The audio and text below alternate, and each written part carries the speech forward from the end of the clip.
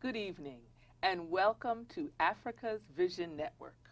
Africa's Vision Network features African cultural awareness, education, economic empowerment, religion, spirituality, and other issues dealing with the African world. I am Princess Ayo, your host for the show. And our program this evening will focus on how to motivate children to learn and have pride in themselves. Our guest is Miss B.J. Durham, a native of the windy city of Chicago, Illinois, where our president-elect is from. That's right. Okay, let me calm and get myself together.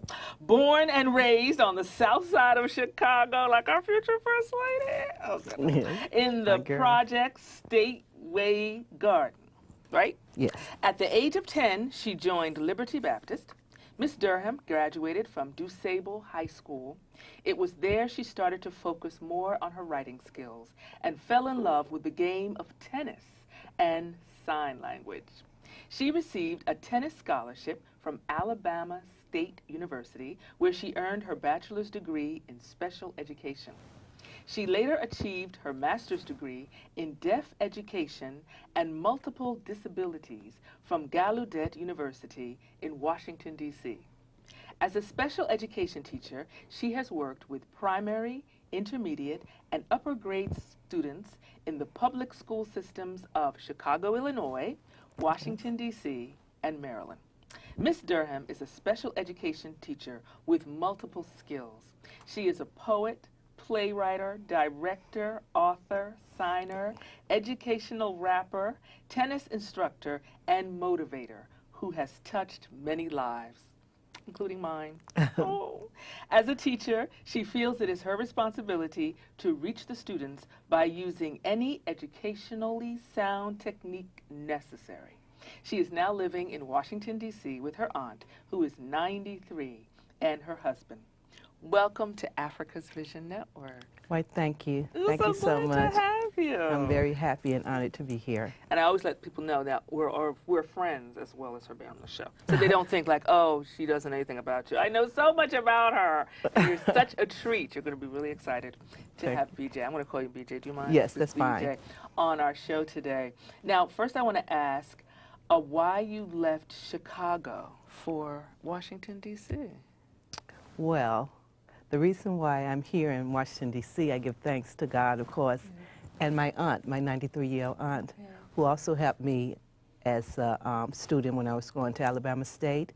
And she visited Chicago, and I had been teaching for like 8 years, and we went out for lunch, and I was telling her one of my goals was to attend Gallaudet. And the next day, she invited me over and said, look, I have some money saved for you in my will.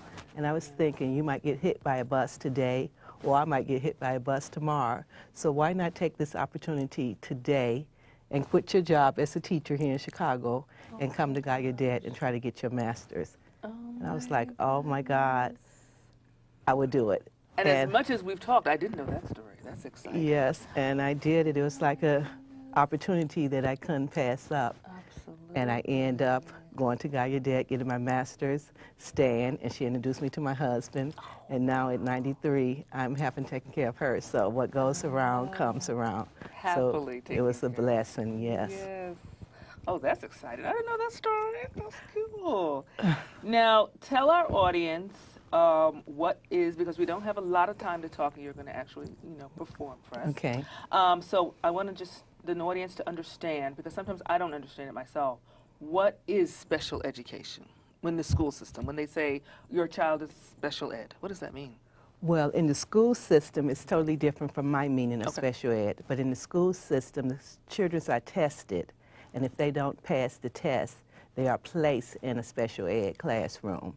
And that could be like a slow learners classroom, where they have an IEP, a certain curriculum, and they would have a special ed teacher. And an IEP is? It's like an individual lesson plan, just concentrating on their needs that they need to focus on. Okay. And for me, special ed is that we are all special. Everyone have their own different talents and unique and different ways of learning. So that's what I tell my students and everyone else, that we're all special and we all have something to give and different ways of learning. That is all very nice, but for parents, and I'll take me for example, who had a child who was placed in special ed, it's very upsetting because we feel it means they're not as smart as other kids, and we know our kids are smart. Right. And yet it's so frustrating. Right, and the last time that I taught as a special education teacher in the Maryland school system, I had the opportunity to get 5 African American boys out of special ed. And I had been teaching for over 20 years, and that was my first time to get 5 black boys out of special ed. And their parents were saying the same thing. I know my baby is not special ed, I just knew it, you know. All they needed was the right teacher and someone to encourage them, say, you're right, your kid is smart. The majority of our kids are smart, they've just been mislabeled. So to have the opportunity to get 5 out, I left with a feather in my cap that I proudly talk about. Yes. What motivated you to go into that field of special education? Well, I wanted to become a teacher when I was a kid. We used to play school, my sister and I, but I was always the student. I never had the opportunity to be the teacher. She's now a 4th grade teacher in Chicago. Was she older than you? Yes. Okay, that's a big sister. Right. Sorry about that. And every day we would play school, and every day I was the student. But I was also a teacher in my mind because I would pay her no attention. I would just daydream, and I would be the teacher. And in the back of my head, it's like, when I become a teacher, I will teach different, a special way. Right. I want to stick to the regular reading, math, you know, science, that I would have my own curriculum where I'm making school fun, education fun, because we all learn in different ways. So I knew as a kid I wanted to be a teacher and a special teacher because I'm special like everyone else, I said, and we all learn different. That's good. That's good. So what area of special education do you specialize in? Or did you specialize in when you were teaching? Right. Well, I have my bachelor's from Alabama State University, and that's just straight special ed. Then I end up going to Gallaudet, and I focus on deaf education and multiple disability, which means working with all different types of kids that have different handicaps. Now, do you have deaf people in your family, community? Or what made you want to do this deaf education? No, I really don't. But it's so funny, when I was doing my internship in Chicago at high school, I was at a special center, and they had deaf kids. Okay. And every morning when I come in, they'd just be grinning like, oh, good morning. And come to find out, they were talking about me. And I had to find out what the kids were talking about. And this is like when the signs were ugly. So they were like, good morning, ugly, and just cracking up. Yes. And so I started to learn sign language to, you know, be up on their language. And I just fell in love with it. And that was the first class I ever received an A in. I'm not an A student. So once I got an A, it's like, this is for me. And I just started signing, got my books, got in the mirror, and would practice and practice. And if they called me ugly, I knew the sign from then on. That is so amazing. How old are they?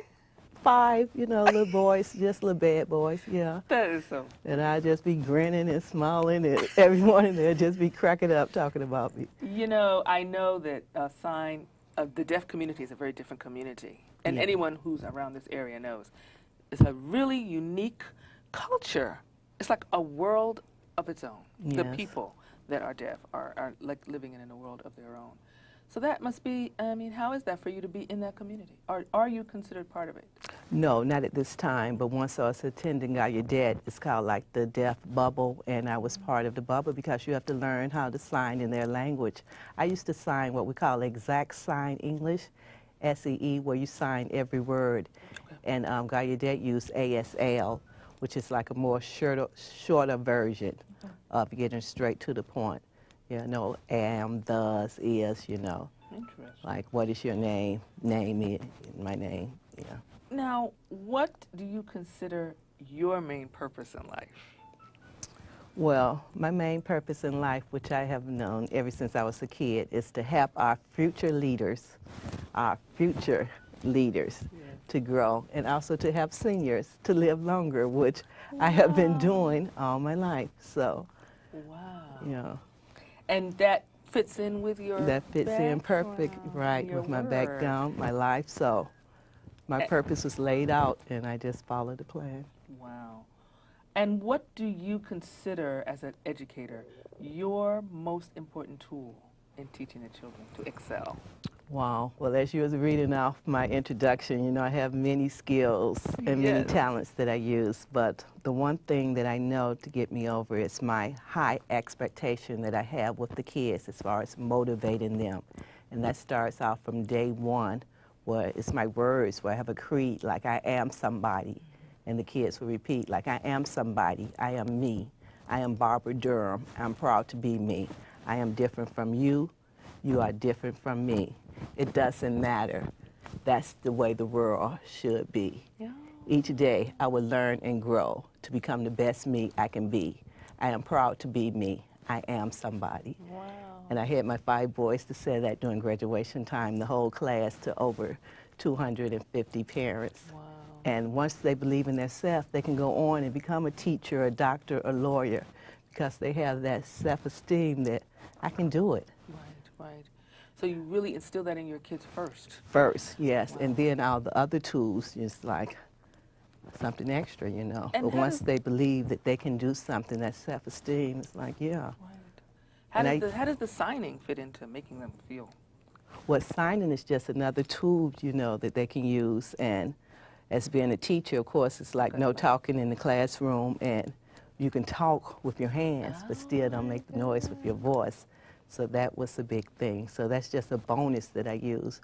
But once I get in that self-esteem that, hey, I can do this, and as we know, I can be the President of the United States. Yes! You know? So they absolutely can now. Yes. So what are some of the methods and techniques you use to motivate your kids in the classroom? In the classroom? Well, I'm also a rapper. Oh, right. A sign language rapper with no rhythm. I have no rhythm, so I tell the kids to ignore my hands, but pay attention. Ignore my feet, but pay attention to my hands, and copy what you see. To sign with me. And for some reason, rap and sign, they just pick up, you know, with their reading, with their math, with their history. So I try to change everything into something to make them motivated, something that they're interested in. And before you know it, because if they can learn all these rap songs, they can learn their maths, their timetables, their reading, their subjects. You know, so I just try to change that around to relate to what motivates them to learn. And their rapping is already their thing. Yes. So that must be fun to do. Yeah, that's really cool. And I know that's sort of what you're going to share with us in the next segment. Right. And they have the rhythm, so they take over. So, yeah. So we share and help each other out. So before we go to the next section, just tell us who inspired and motivated you to reach for the stars? Wow. If I had to pick one person, I guess I'd have to say it's my mom. Okay. Yeah, my mom. She was my best friend. I just lost her in 2005. Okay. But she motivated me in so many ways by telling me to reach for the stars. Said, you know, you can do it, girl. You can do it. Just keep the faith, work hard. And she got me into tennis. I knew nothing about tennis, but I was determined to please her. And I was trying out for a cheerleader. And at the time, I couldn't even do a back bend unless someone was holding me, my brother. But I wanted to please my mom. And in the next room, they were playing tennis.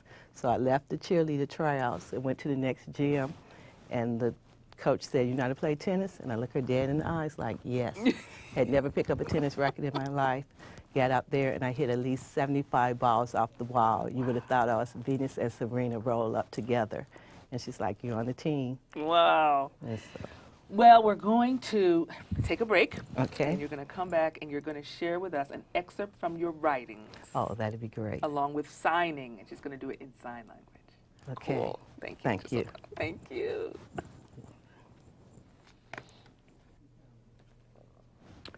Good morning, boys and girls. My name is Teacher BJ. Again, Teacher BJ. And today I am happy and proud to share with you a story about a little slave boy named Willie Lee. So please pay attention. Again, please pay attention. Again, please pay attention. Thank you.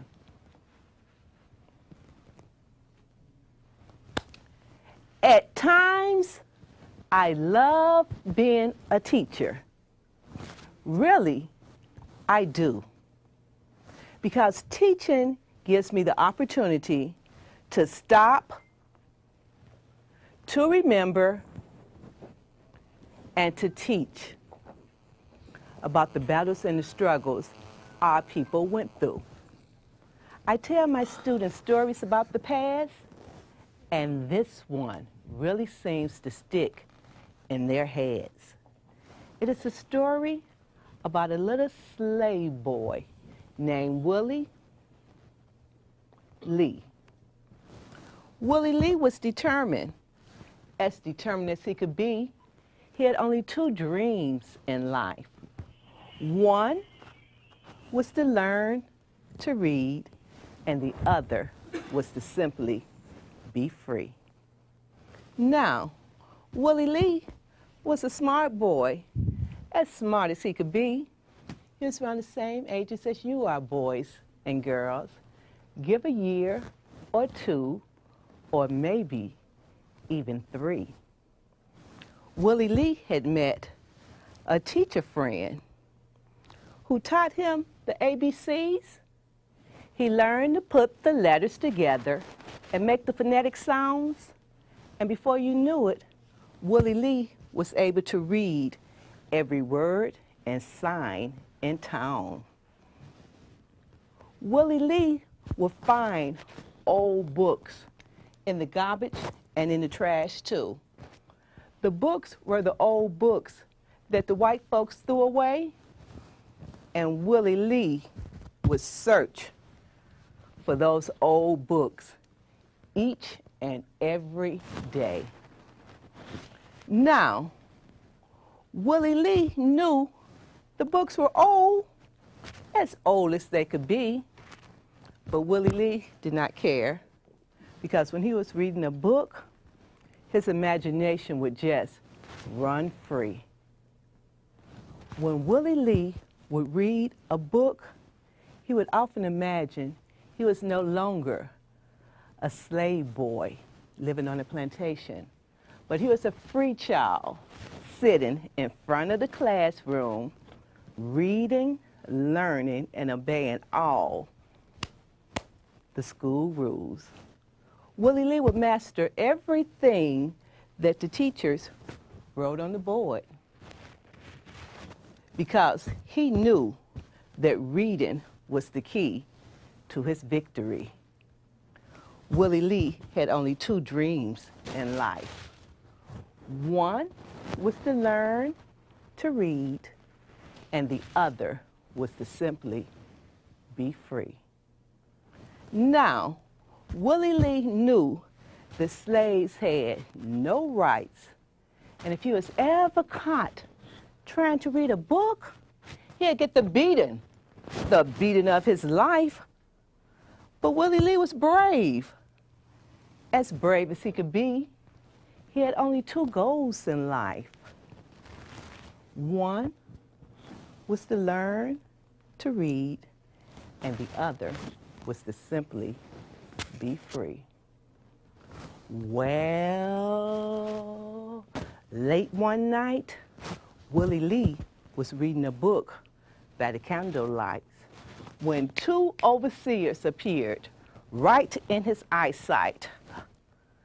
They saw the book in Willie Lee's hand, and Willie Lee just put the book down and stood up slowly, standing straight, tall and proud, and looked them both dead in their eyes like a free young man.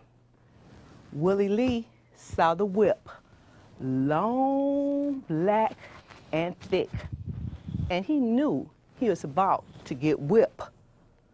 Nevertheless, Willie Lee did not cry. He just raised his head up high. They took him to the back and tied him to a tree. They ripped off his shirt, and only his bare black back you could see. Willie Lee looked up to the sky and he prayed, "Oh Lord, please, please, please do not let them kill me, because we both know I have done nothing wrong. So Lord, give me the strength to bear the pain, because we know my struggle would not be in vain." The overseer brought the whip up high, high to the sky, and brought it down hard, slash, on Willie Lee's backside. The sound was so loud, one could hear each stroke echo all over the plantation grounds. The other slaves, they gathered around and they watched in anger, fear, and shame, too scared to yell out, "Stop! Stop!" knowing that they too would get the same. The overseer continued to beat Willie Lee, until his blood and flesh you could actually see. Willie Lee's mother was screaming, crying, shouting, praying, "Oh Lord, please, please, please make them stop. This cannot be. Oh Lord, please, please, please make them stop before they kill my baby boy, Willie Lee." The overseer gave Willie Lee 4 more strokes and turned around and said to the black folks, "The next time we catch you trying to read a book, you won't get a whip to your back, but you'll get a rope tied around your throat." The other overseers, they laughed as they proudly walked away. They didn't even turn around and see if Willie Lee was okay. Willie Lee was cut quickly from the tree. His knees hit the ground as soon as his hands was free. Willie Lee looked up to the sky and he prayed, "Thank you, thank you, thank you, God, for not letting them kill me this time, and the next time I read a book, I'll be as clever as I can be. I read by the moonlight, for the candlelight they can see." Willie Lee had only 2 dreams in life. One was to learn to read, and the other was to simply be free.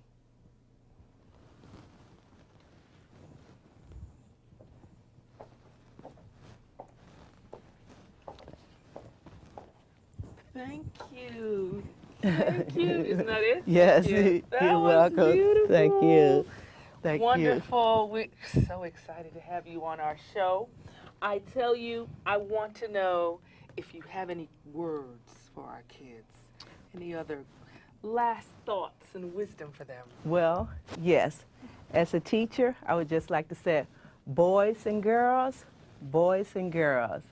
continue to read and learn as much as you can. Do it for yourself and Willie Lee. And remember to learn, grow, and share what you know. It helps the world to grow. Thank you, and thank you. Thank you, Miss BJ. That was fantastic. And I tell you, the story of Willie Lee goes on for quite a while. So hopefully you'll be able to show us more about that at another time. Yes. And I want to thank all of you for listening, for joining in. I hope you've learned a lot. I know I have. And I hope that you've been attentive and that our children, who are a part of our future, will be able to learn from this. You know, tell our children why any of them, especially those who are not deaf, should learn signing. Well, signing is just another tool to learn, and it's so important because it helps with the visualization where you can actually see the signs and help with the words. And with my rapping, it's like I associate the words with the sign. And so it's just a powerful tool to help motivating them to read. So that's why I tell them, continue to read, learn, grow, and share what you know, it helps the world to grow. Oh, so it really, the signing helps them with their words and their reading. Yes. Like we heard one of our workers here say, babies are learning to sign. Oh, yes, that's a big thing now, baby sign language. And that's helping them with learning, because I know I was teaching my son to read at like 13 months. Yes. People thought I was crazy, but they do recognize signs, pictures, and so you're saying it helps the babies with the sign? Right. At my church, Second Baptist Church Southwest, one of our members has a baby, and I bought them a book of baby sign language, and it helps them like milk, you know, it helps them with their communication, relieves that tension, yes, and it helps the mom, you know, too, where they know what's going on because they can communicate, you know, with the baby, so they might be sleepy or they want some more, you know. Could it be that the signing could be more our first language, like storytelling? Yes. Just putting the connection together, yeah. Like a picture associated. You know, the hands have a picture to associate with the words. So baby signing is becoming a very big thing. Because that's what they say about storytelling and why it is so useful to teach. Because the pictures are in the children's mind. And same thing with signing. Exactly. So they can associate the two. So it's not only signing with the letters, but they can actually sign. Like I noticed you weren't just doing letters. Right, right. I was doing the words. You were like doing thank you. And right. Everybody knows that's thank you. Right, and almost every sign has its own special word. And you can build your picture, you know, and tell your story, and that's another visual aid. Well, we've had so much from you today. Well, and thank we you. really, really appreciated it. And we look forward to seeing you all again when we have another exciting show on Africa's Vision Network.